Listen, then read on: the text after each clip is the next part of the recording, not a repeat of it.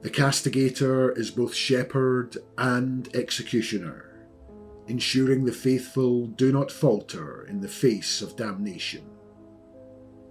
Tasked with instilling the fear of God in the ranks, they march among the trenches, their presence a stark reminder that righteousness is not a choice, but a duty. Clad in the blessings of the saints and the armour of the unyielding faith, they pass judgment without hesitation, offering either salvation through discipline or punishment through pain. To stray from the path is to invite wrath, and in Trench Crusade there are no second chances for the faithless.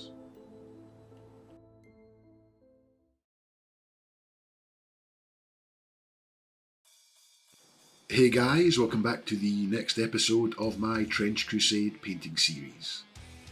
And this time it's the Castigator from the Trench Pilgrim faction. And this is going to be an extra special painting video, as this model is not for myself, it is a commission for one of my Patreon subscribers. So I can't use any shortcuts and need to pull out all of the stops to make sure I paint up the best possible model for my customer. And this model has been printed out at twice the size of the normal Castigator, as they wanted this for a display piece rather than a plain model. And my order for the John Blanche Army Painter sets had also finally arrived, so I'm going to be able to use some of the colours from the sets to try and push that Grimdark feeling. And before getting started, I primed the model with some black primer, before moving on to the first part of the process, which is to tackle all of the black clothing on the model. And to do that, I used the new Ironclad Grey, along with some deep grey, and used these one at a time, starting with the Ironclad Grey, and airbrushed this onto all of the clothing on the model. And I'm going to be applying this a little bit like a zenithal, and trying to hit all of the upward facing surfaces, and applying a spot highlight to all of the areas that would naturally be highlighted.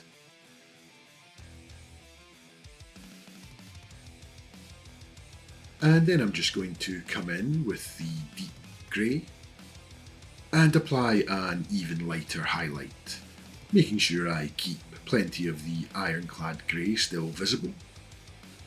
And this should just build up a nice subtle highlight for all of these black areas. And if you don't have an airbrush, you could always do this via dry brushing. I'm just using an airbrush for this step, as it's a model for someone else, and I want the transitions to be nice and smooth.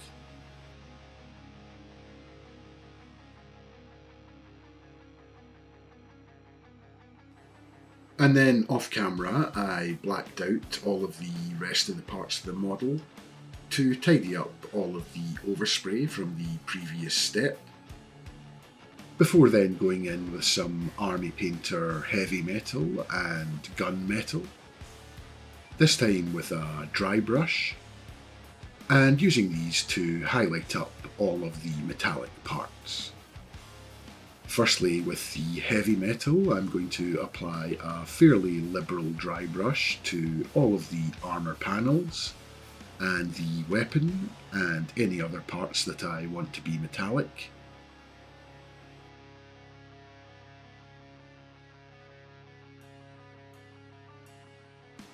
And then coming in with the gunmetal, which is a slightly lighter coloured metallic, and just applying an even lighter dry brush to all of these metallic areas.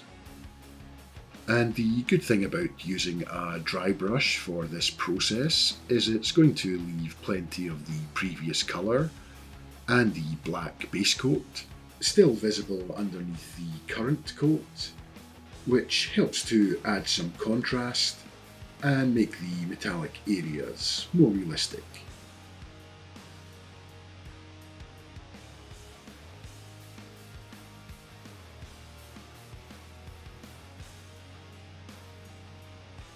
Next up, it was time to tackle all of the leathers.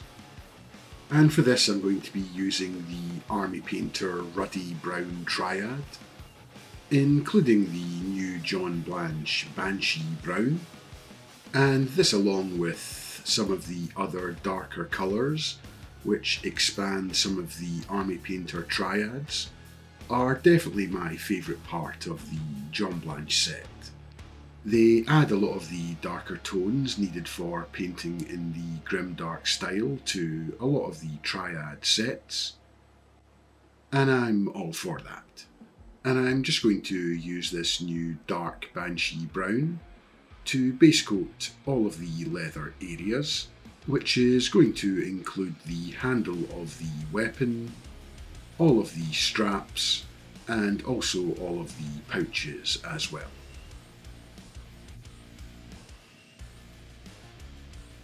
And I'm then just going to come in with the lighter colours and apply a basic layer highlight to all these areas, covering a smaller surface area each time I move up in brightness.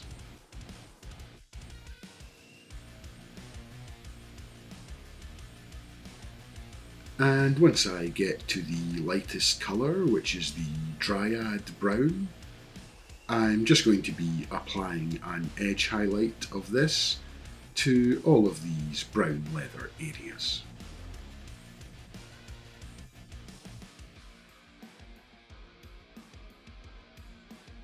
And I'm then just going to do the exact same thing with the Army Painter Brown Triad, and I'm going to use this to paint up all of the wooden areas, including the shield and any of the wooden crosses hanging from the body.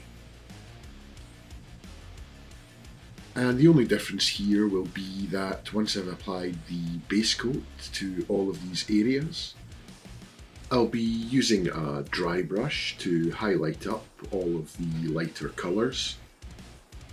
And the reason for this is the shield has a much rougher texture, and this is going to lend to the dry brushing technique and make the whole process a lot quicker and easier.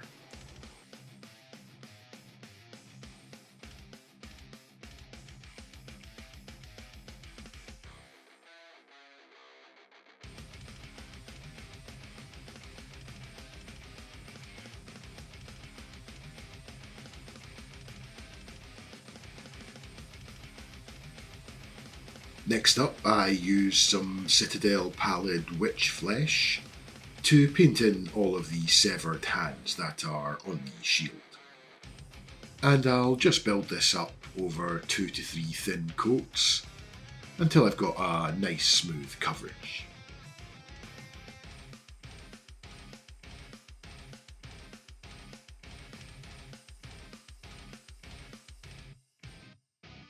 And once that had dried, I then went in with a 50-50 mix of Caraborn Crimson and Druchii Violet, and just applied this over all of the severed hands. And this should flow into all of the recesses and add a little bit more shade and contrast, and give them a more gory look as well.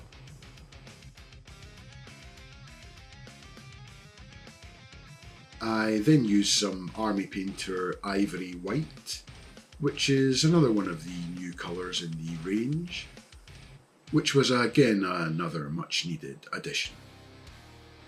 And I just used this to paint in all of the candles that are mounted on the shield.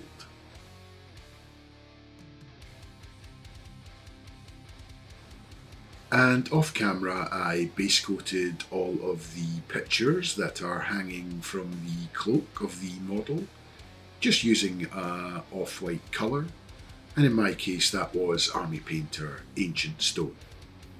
I then went in with some Vallejo Express Demonic Skin and Iceberg Grey, which are some nice desaturated blues and reds, and just use these to paint in all of the clothes on all of the figures on the paintings.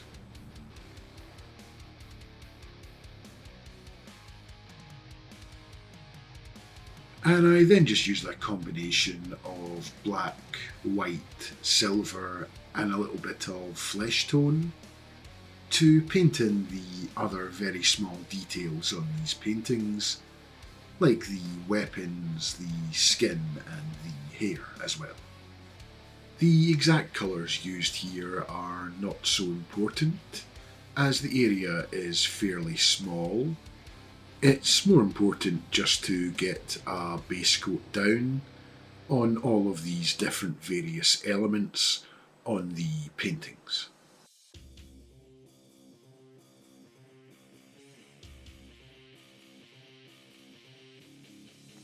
And after that, there were only a few small details left to tackle on the model, one of which was to use some Army Painter Brain Matter Beige to paint in the gas mask. And as with all the other lighter colours on this model, this will likely take 2 to 3 coats to get a nice smooth coverage.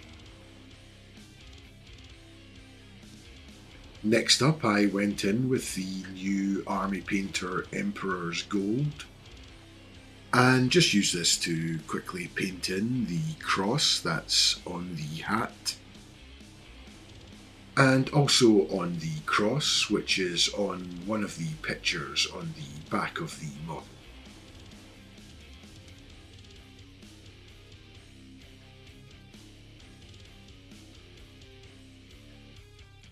And for the empty pictures that were hanging from the model, I decided to go in with some Templar style transfers that I had, which I used from a previous project, and just apply these to these areas, along with a couple of areas on the cape as well, just to add a little bit more interest.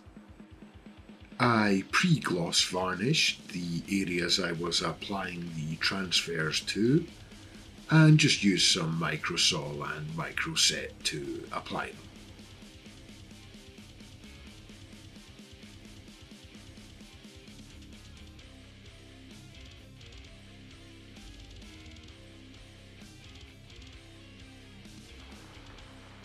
I then quickly went in with some Vallejo Express Forest Green, just to paint in the eye sockets on the gas mask and give them a little bit more of a Grimdark glow.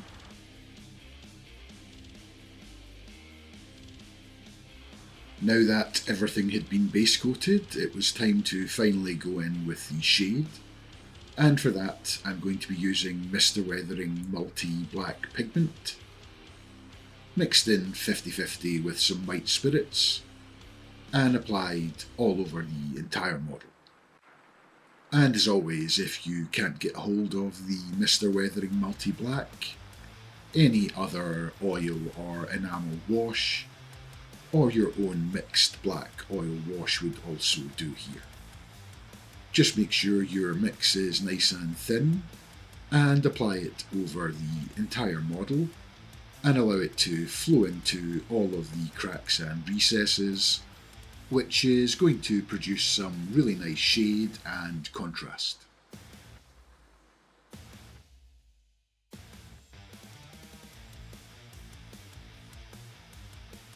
And after leaving that for around 20 minutes to dry to the touch, I then come in with some makeup sponges, slightly dampened with some white spirits, and apply a removal pass to the entire model. Focusing more on the upward facing surfaces, removing all the excess oil wash from these areas, and leaving the rest of the oil wash in the shadows and recesses.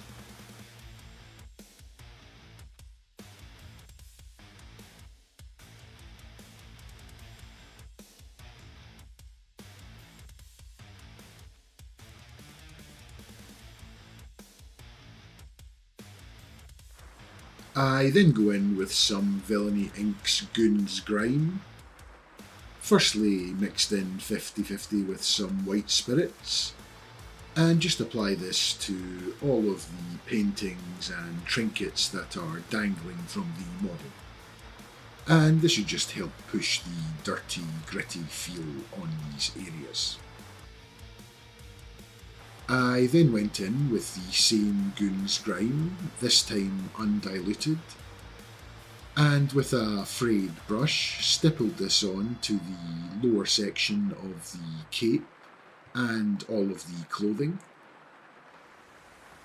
and then just came in with a dry brush and stippled away all of the hard edges to feather it out and blend it in with the rest of the cape.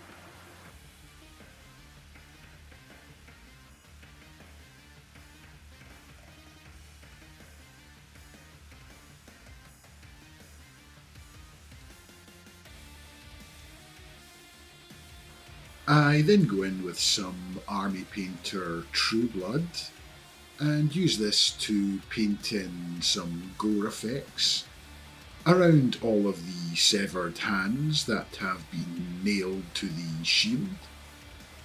And I'll also apply a little bit of this to the blunt end of the weapon as well. And then I'm just going to use a toothbrush and liberally spray some blood effects across the entire model, as if he's just bludgeoned some poor pilgrim to death. And the final step was to add a touch of OSL glow, and to do that I used a combination of Liquitex white and yellow orange. Firstly, spraying the white in and around where the glow would be occurring from the candlelight on the shield. And then coming in with the yellow-orange over the top of the white. And I then decided to go in with some vivid orange-red and just use this to apply a little bit more warmth to the OSL effect, just by spraying it to the very tip of the shield.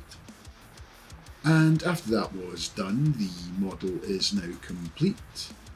I did make up a diorama style base for the model to go on, and eventually it will go on a display plinth as well, before being shipped to the customer. And a big thank you to him for the commission, along with the rest of my Patreons. As always, I really appreciate your support, and I hope you enjoyed this video, and I'll catch you in the next one.